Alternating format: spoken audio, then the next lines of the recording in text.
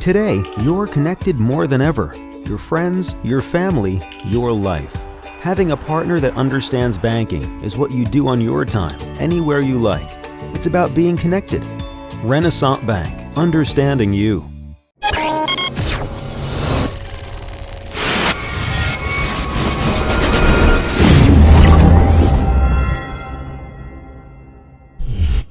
Sponsored by Renaissance Bank. Good morning, Northeast Mississippi. This is Newsbreak for Wednesday, September 14th. I'm Brad Locke. Thanks for joining us. Let's take a look now at some news, sports, and weather, starting with the Weather Underground forecast. For today, we have partly cloudy skies, going to have a high of 93 degrees, a low of 71, and a 20% chance of rain. The three-day outlook: Thursday, clear skies, high of 93, a low of 71, a 20% chance of rain. On Friday, partly cloudy skies with a high of 91, a low of 71, and again a 20% chance of rain. And on Saturday, thunderstorms are likely, a high of 88, a low of 70. The chance of rain is 60%. Okay, let's take a look now at some of the top headlines from your Daily Journal. If you're a fan of craft beer, you might want to check out a new event being put together by the Downtown Tupelo Main Street Association. The organization has created a progressive craft beer tasting with 14 downtown merchants called the Tupelo Ale Trail. It'll kick off the Downtown Association's fall events season on September 29th from 5:30 p.m. until 10 p.m. The starting line for the Tupelo Ale Trail will be at F&B Bank in Fair Park.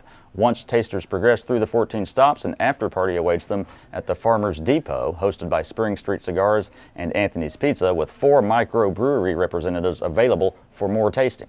Tasters will be given a Pilsner tasting glass to test craft beers during the stops.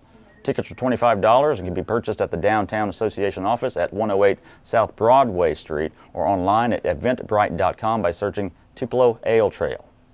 Tupelo High School students are taking more dual enrollment courses than ever. During this 2016-17 school year, 405 students are taking at least one dual credit class, up from 331 students last school year. And that number is expected to jump again later in the school year with the pending addition of a dual credit business calculus class. THS Principal Jason Harris said while the business calculus course has not been officially added, it is likely that it will be.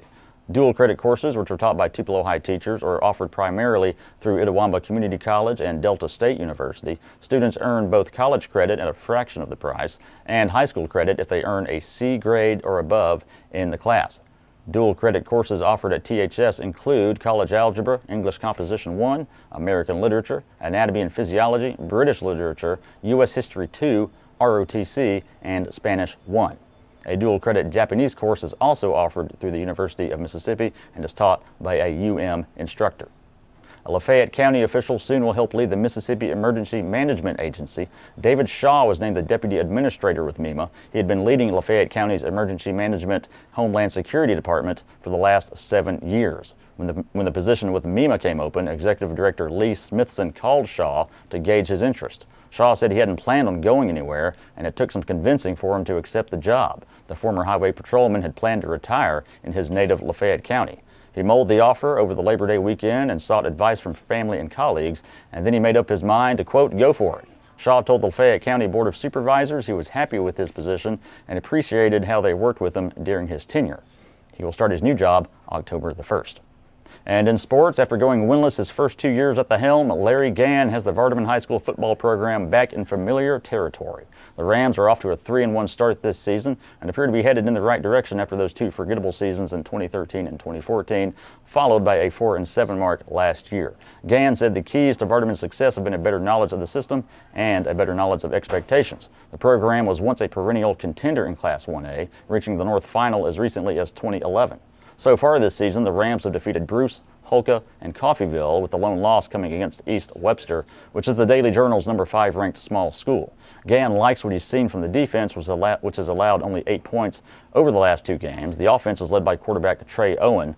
Vardaman returns to action Friday when it hosts Thrasher. And that's it today for a Newsbreak. I want to remind you about a couple of multimedia offerings we have here at the Journal. The Memo podcast, 3 days a week with myself and W. Derek Russell. You can find that every Monday, Wednesday, and Thursday for free in iTunes, your podcast apps, or at memo.djournal.com. So look for a new episode to drop later today. And also today, a new episode of Prep Rally. It's both a webcast and a podcast about high school sports in Northeast Mississippi with myself, Gene Phelps, and Blake Morgan. The webcast goes up live about 11 a.m. at djournal.com. The podcast version drops later in the day. You can find that in iTunes, your podcast apps, or at preprally.djournal.com. All the stories I talked about here today you can find in your Daily Journal or at djournal.com. Follow us on Twitter at djournalnow and give our Facebook page a like as well.